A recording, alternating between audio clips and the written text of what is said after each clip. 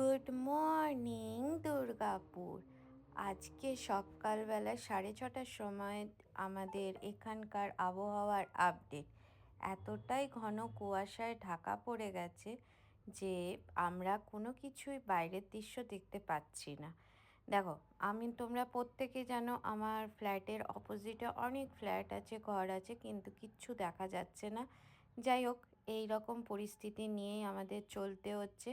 দেখে মনে হচ্ছে না আমরা কোনো বাই না সিকিম বা তোমার কার্শিয়াং, ঘুম এসব জায়গাতে চলে এসেছি। হ্যাঁ, দেখে একদম এরকমই লাগছে, কারণ চতুর্দিকটা পুরো সাদা ঘন কুয়াশা।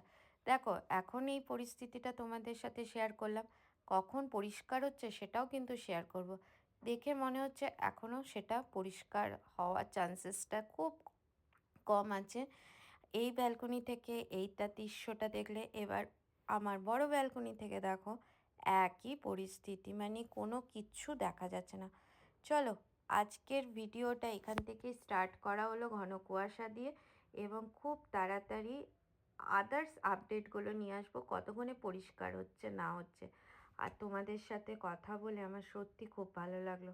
অনেক দিন বাদ আবার তোমাদের সাথে আমি কথা বলতে পারছি, সুযোগ পাচ্ছি, কারণ হচ্ছে আমি কদিন সত্যি অনেকটা ব্যস্ত ছিলাম ছেলের পড়াশুনো নিয়ে।